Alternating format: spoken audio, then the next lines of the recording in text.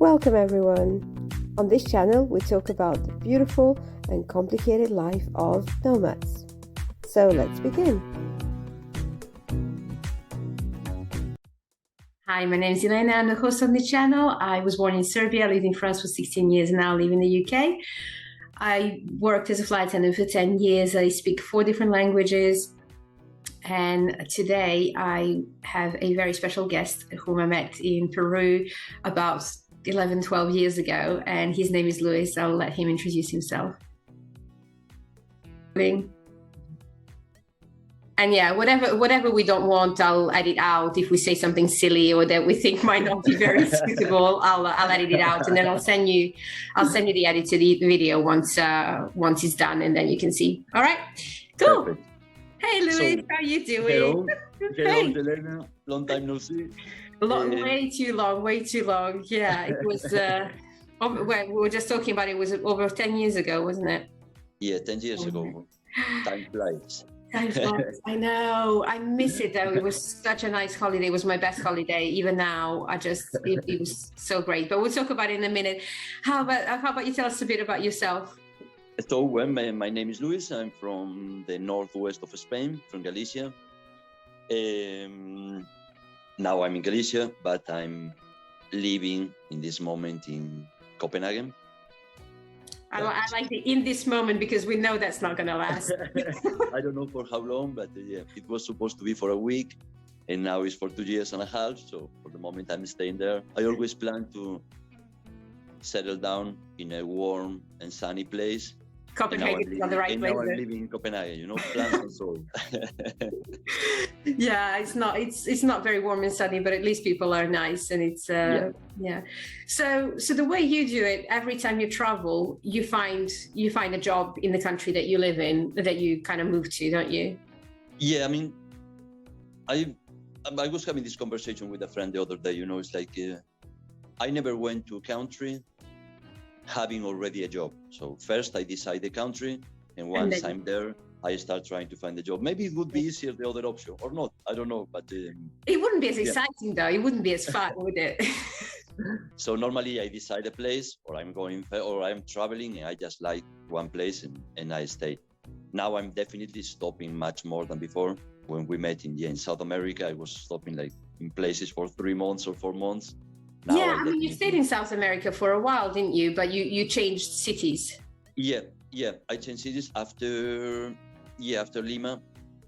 I went to, traveling. I stopped again in the north of Chile, in San Pedro Atacama, in the desert, and I worked also some months over there. What did you do there, if you don't mind me asking? I was working in a hostel. Yeah. And I was also selling tours. Because in San Pedro Atacama, there are many outdoor activities to do. So I was also selling tours through the hostel. And it was a good place to work because the salaries for South America were much higher than in other countries. Okay. So it was a good place to work, to save a little bit of money. I didn't save much money working in Lima, I have to say. It was such a fun and nice experience, but not really good to save money. But in Chile, and after, I traveled Bolivia, Paraguay, Argentina. I guess you get a big advantage there, speaking Spanish already. No, that being your native language, and then being so good in English as well. So you start over there with a big advantage compared to other people that are just tourists coming to visit.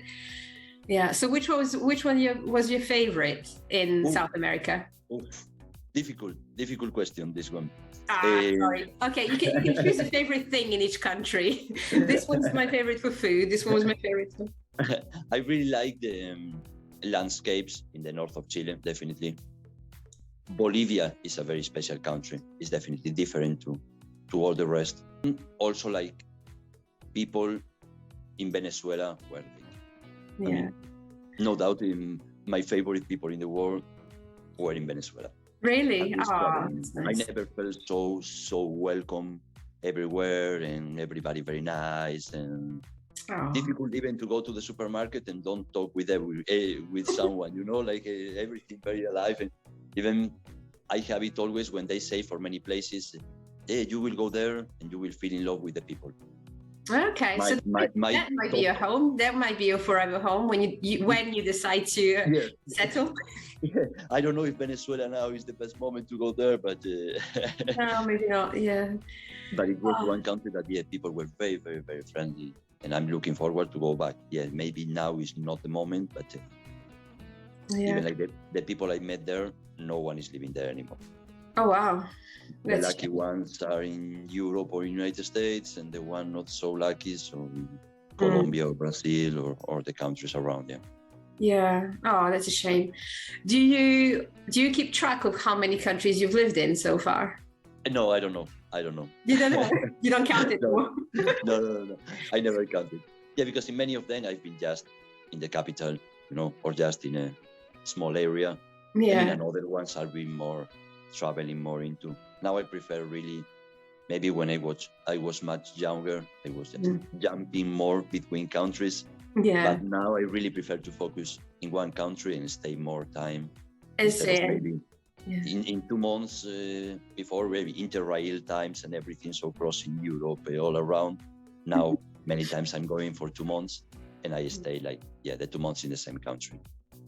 Yeah, I think after a while it gets tiring as well, and you probably want to experience the country a bit more. If you stay in one place for a year or two, you can actually properly meet the people, build some friendships, experience different jobs and different things, and really live the life of a local there. So no doubt it's an easier way to try to go a little bit deep into the country. Yeah. Have you found it a bit more difficult to travel now after the pandemic, or is it almost back to normal? No, not really. And during the pandemic, it was good to travel because you could visit places that are normally crowded with tourists and they were empty. Never saw it that way, but yeah, you're right. So you were still traveling even during the pandemic. You managed. I mean, it was more difficult. But in fact, I went to at the beginning. I went to Tuscany, and it was so good to see Tuscany with just Italians around. Just Italians around and so quiet. Everything. Oh, this is Tuscany. I didn't go to big cities or something, but I know people that they have been in Venice or in Rome or in Paris, and they were saying the same. Oh, amazing to be in Venice with the San Marcos Square. With 10 people. Empty. Oh, amazing. Yeah. There were silver linings in the pandemic. There were some good things that if you took the right angle and looked at it with the right angle, like, oh, actually, this is quite nice. Yeah. Yeah. We managed to go on holiday to Corfu in July of was it 2020? And again, as you say, there was no one there. It was just a bit difficult kind of being on the bus with the masks and the kids and stuff, but other than that, the hotel was cheap and empty, and everything was there for us, and it was really, really cool. We couldn't stay and not travel at all in a year. That just was never going to happen. Do you still feel like being Spanish and that part of you, your culture, is still a big part of you, or do you feel like you're a person of the world and it might have gotten lost a little bit with that? No, I still think I'm Spanish, definitely. Yeah. I guess I got much more flexible to everything, and I really like to compare now living in the north of Europe, that everything is definitely much more organized. Yes, yeah.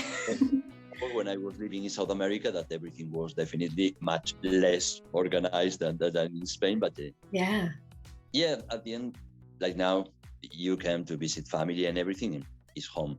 It's still home. That's where you go back. It's now home, but there are many things. I mean, I was born and raised here, and still. Also, my parents, my father is from here, my mother was from here, and so it's still part of me. That's where your roots are. Yeah. It's nice. It's nice having somewhere to come back to. So it's nice always, knowing that you have a home to go back to, and that it gives you that sense of security, that sense of safety, I guess. Yeah. But sorry, you go. Yeah. It's good to be back to meet my friends from when I was a kid, because I never really cut the contact with them. I try to come at least once a year and for That's nice. At least 2 or 3 weeks. So I never stopped being part of that, just in a different way. I don't want to come back here to live. Why is it that you don't want to, that it's clear in your head that you don't want to go back? Because I don't know, not for me. Yeah. At one point, I mind. decided to move. And yeah, I definitely want to stay coming back. But no, I don't see myself like living again here. Yeah. No. You know, it's funny. I have exactly the same with Serbia. I love going back, and I miss it. Like, I need to go. I feel the need to go once a year and see everyone and catch up with everyone and spend some time. But after a while, I just don't feel, even though it's still home, I don't feel like I belong there anymore. Everybody, they have their lives also. Like my friends, when I'm coming, it's good to see everybody. But after maybe 2-3 weeks, of course, they have their lives, they have their jobs or their routine. And I kind of ran away from that routine like many years ago. And I don't really want to be back to that routine. To have it for a couple of weeks is perfect. I love it. Yeah. But, I kind of escaped from that. And no, I don't really see myself coming back. Maybe to Canary Islands. Maybe living in Canary Islands. Oh, yeah. Nice and sunny. How old were you when you started traveling, when you decided that that's what you wanted to do? I mean, when I moved, like when I quit my job and everything, I was 24. I was traveling before, but just traveling in vacation or holidays or these kind of things.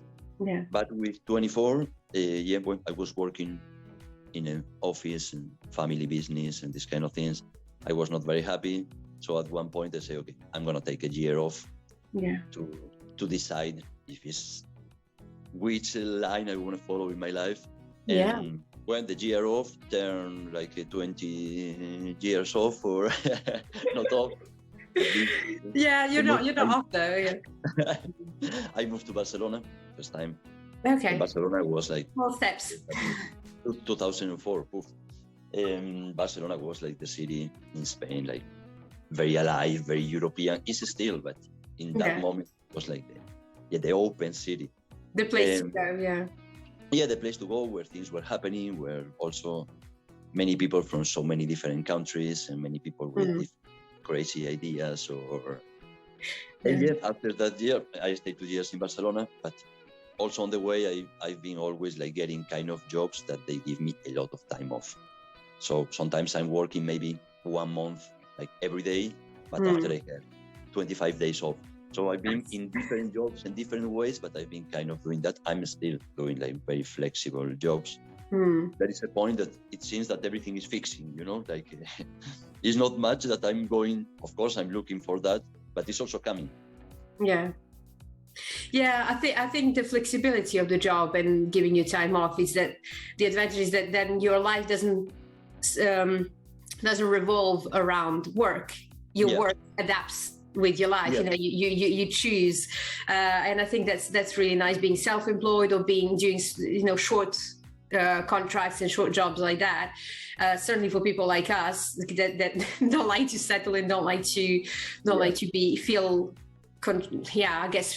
trapped. I think that's the fear, isn't it, of being trapped and not being able to do what we want and when we want to do it. It's nice to a job has a meaning to an end. It's you work to make money to be able to do what you love. You don't just work. You don't just live to work. And I think that's a very positive thing. Yeah. And don't feel also like so attached to any job. Maybe one day, I still hope one day I'm going to have one job that I will never want to retire, That you will never want to leave. I don't feel really attached to any of the jobs, so it's easy to quit. And in many of them, I quit, and after I come back, So it's something that I quit, I leave, maybe I'm coming back to the city, to the hostel I was working in Nice. I left and came back like 5 times, so. As long as you're keeping contact with people, as long as you live in good terms, there is no reason not to. If you need to come back, and they'll always welcome you, they know that you're doing a good job. So yeah. But the idea is still to one day to open my own campsite, hostel, or that would be amazing. You'd be so good at it as well, with all of your experiences, with all the people that you know. That would be amazing. Where would you do that? Where would you open it? I don't know. There are many options. Maybe Portugal could be an option. Portugal is nice. Canary Island. I don't know. There are really many options. Yeah. It's one of the things that is important to decide, where. Well, that's the main thing, yeah, and because you will have to then settle there as well. It's not you can't open a campsite and then leave after 2 years. And well, if you do things properly. or the good thing is that maybe you can be open like 8 months, and in low season it can be worth it. Don't stay there, just close, or opening with a partner that stays. Of course, high season, everybody working. But I've seen so many people in many countries doing that. Maybe 2 or 3 partners that they have a business. High season, everybody working, but low season, just one person there. So they can still keep maybe like 4 months off a year or something like this. That is definitely also one of my challenges. I don't want to be working 11 or 12 months here. Same. I have no problem to work the busy months like a lot. Yeah. But after I'm not much into the 11 months working 1 month vacation. So I've never been from 9 to 5 or something like this. But good that there are people that they like that. But of course, for some people it's necessary, and I have no family. That this is also, I have no kids. It's easier for you. Yeah, it's easier for you to move around and to do that type of thing. But it's not for everyone. Some people, as you say, need that safety of working 5 days a week. Having 3 weeks holiday a year, that's enough, and that's good in a way for people that need that safety net and knowing how things are going to work out. But if you want adventure, and if you want to experience other cultures and be open-minded about everything, it's nice to travel, and it's nice to be free to do so. I think that's it's just a different type of people. Go to other places and discover other places. I think it's what gets kind of addictive, It is. It definitely is. Yeah, and it's once. Yeah, I think. But it's opening your mind to a whole different world, isn't it? It's. I think people that travel. Again, nothing wrong with it. It's different people, different personalities. But people that travel to lots of exotic places, but only ever stay in a hotel, in a 5-star hotel that always has the same things, always has a pool, always has a gym, and yes, when you work 9 till 5 every day, you need that, you need the rest, but you don't actually experience the country. So just stay in your country, go to the hotel in your country if you want that time off. But I think if we want to actually experience the country, any country that you go in, you kind of need to get out of the hotel and visit, or get out of the hostel. So would you say, I always said that, but I think you're going to agree with me that hostels are the best way when you travel as a single person, when you travel on your own. Hostels are the best way to go because you meet a lot of people. It's no doubt the place that is more social. A hotel, I mean, it depends on the hotel and everything, but normally they are much more everybody in the room. But the hostels always, they also promote that. So they have the common area, they have the kitchen, so it's easier to meet people, to start talking with people that are also traveling, or they are going where you are going, or coming from the place you are going. So there is a big movement of information. Yes, exactly. That's what I was going to say. And so far, by the last year, I've been traveling a lot, like when my girlfriend has a kind of a camper. So we have been traveling outdoor and campsites and everything. And I've been also working in a campsite, that it was my first time. It's good and it's social, but much less than a hostel. Much less. Still, it depends also of the campsite and the hostel. If they have space, they can really make it more social. But campsite is more families or couples, much more than people traveling alone. There are also people traveling alone. But at the end, the hostels are still no doubt the meeting point of people traveling alone.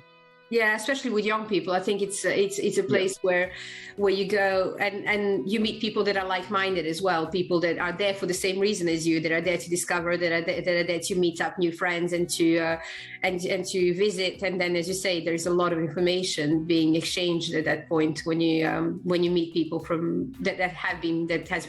I mean, that's how you and I ended up on a bus to Cusco that day. Exactly. Because I was just going to be lazy and fly. And was it me or someone else that said you need to take the bus because there's such a nice view and paysage, and you go, and I will always remember this, you go through 4 different seasons within one trip.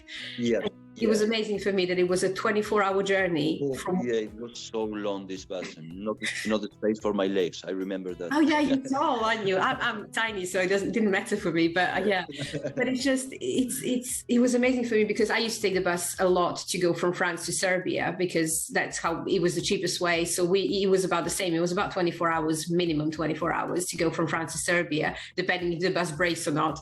But then for me, it was mind-blowing that we were just going from one city to another, from Lima to Cusco, and it was still 24 hours. Like, how huge is this world? And I had never, because it was my first experience of South America and everything, the scale is a different scale. Do you remember? Because I will always remember that, but it could be with all of the experiences, all of your travels, it probably something that completely slipped your mind. But do you remember when we were on that bus, that there was a landslide of sorts and the bus had to stop because there was rocks on the road and stuff? Do you remember that? I remember that. Yeah, I remember that. The one thing that was because someone had told me you need to be awake at 5 a.m. when the sun rises. You need to be awake and see it. So I went and I bothered the driver at 5 a.m. and I said, please, can I stay with you? And we were just chatting and we were looking at the sunrise and stuff. Then I went back to my seat. And the bus stopped, and the bus driver actually stopped because he saw someone selling cheese and corn on the side, and he actually bought it for me. And I thought that was so sweet, and he and brought it to me. I was like, oh, thank you so much. That was so sweet. And then after 5 minutes, there was that landslide, and I thought, if he hadn't stopped, if he hadn't been this nice to buy me those things, that landslide could have put us off the road. So it's something that I will always remember, like karma or kindness, and then everyone went off the bus. Did you go off the bus to help? Do you remember? Yeah, I remember that. Oof. I didn't think about that until now. And now that you are saying it, I have like the pictures, Yeah. Yeah, they didn't let me go off the bus. I wanted to go out and help with the rocks and things, but you went as a man. You were allowed to go. In South America, rural South America. It's fine. I was happy with my cheese and corn. It was fine.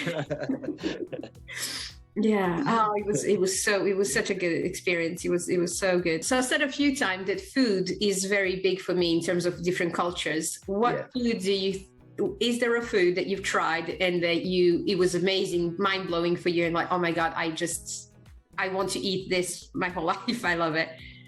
I think, but every place has like something. It's good when you are traveling in one place and there is something that is all the time around. Yeah. Like, but there are countries that are especially good for food, and Peru is one of them. No doubt, the best country in South America for food. No doubt. Because the variety, because they have so what they told us when we were there that it was a mix of the Inca food that they have with the Spanish one. Yes. And after it seems that I don't know in which century a big colony of Chinese people went there to work. All right, okay. Maybe, so they have a bit. It was the 18th century or something like this. So they mixed the three of them, and now it's so rich the Peruvian cuisine. Yeah. And of course, in Europe, I really like food in Italy, in Greece. Yes, my countries, the one I'm used to. But Asia is also really good for food. It's different, isn't it? It's different type of food. Is there something that you tried and then you thought, oh my God, I can't believe I'm eating this, but that you can't try? I couldn't eat cockroaches. I couldn't. Cockroaches? No, I don't blame you. I remember I took a bus in Thailand, and there was like one kid right next to me, and he was eating. It's kind of a snack for them. Yeah, of course, yeah. With a newspaper, rolled there with all the cockroaches. Yeah, there. like chips, yeah. And it was kind of this, conversation with myself. Come on, I'm here. People eat it. You should try. But just the kid eating the crunchy cockroaches. No, cockroaches are too much fun. No. I'm kind of open to try almost everything, but it's better when you don't know what it is and they tell you after. In Peru, I ate it, and this was chicken. No, it's guinea pig. Okay, good. Yeah, I couldn't. Yeah, I saw them like roasting guinea pigs, and you can see at this point I could see what it was clearly. I was like, no, they're pets. I can't. In the same way, I can't eat rabbit. I don't eat rabbit because for me they're like little fluffy things, and they're pets. I can't. But it's nice when you are in one country and you suddenly get used to eating something every day. You think, how I'm gonna survive the rest of my life without eating this? I've been last year for 2 months in Cabo Verde. Yeah. Well, for breakfast they have always cachupa. That is something with mix and kind of corn and with egg and everything, kind of a strong breakfast. Nice. Yeah. At one point I was traveling with one guy from Belgium, and we were saying that I cannot imagine the rest of my life not having cachupa for breakfast. You just need to learn how to make it, and then you can make it yourself. Yeah. But after you move and you forget, of course. If I see a Cabo Verdean restaurant somewhere, I'm gonna definitely eat cachupa. But you start thinking, now in Greece with the olive oil and the olives and the feta cheese and everything, you go to the supermarket and they have like 10 different fresh feta cheese. You say, wow, how I'm gonna be living the rest of my life without real Greek? Because you can buy feta cheese here and anywhere in Europe, but it's not the same. It's not the fresh product. It's not. It doesn't have that. Yeah, because they have to add. I guess they have to add a lot of additives and things to make it survive the trip and be able to sell it in different countries. Whereas when you go there, you just buy it fresh and it's different. Yeah, it's different flavors, isn't it? Oh, I know. And what is it, your home meal that you come back to that your mom cooks for you when you come back? Octopus. Octopus. Oh, nice. Okay. How does she cook it? Like in a stew type of thing, or? Yeah, we can. It's Galician style. It's the typical food from here. And the day I'm coming, I always want to eat octopus. And we just there is kind of a secret. They say here that you. I'm gonna share it here. Yeah, you have to put it when the water is boiling. You put an onion when the water is boiling. Yeah. You have to take the octopus and put it 3 times inside. 1, 2, 3. So the meat gets more soft. Oh, okay. It depends on the time. Some people say like half an hour per kilogram or 45 minutes per kilogram, but different. Yeah. Wow, nice. I like having secrets like that.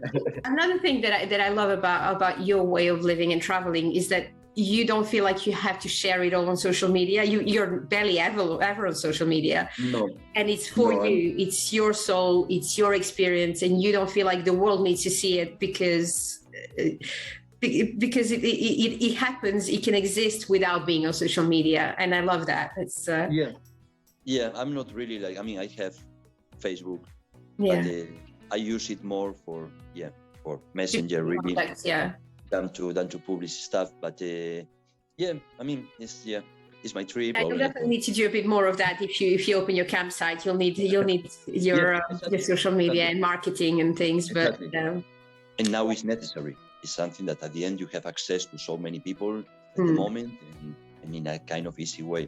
So I don't want to be much into social media, but at the same time, I don't want to feel to be a total ignorant about social media because it's something that is around. It's everywhere. Exactly. So I don't want to be too much into, but I don't want to be outside.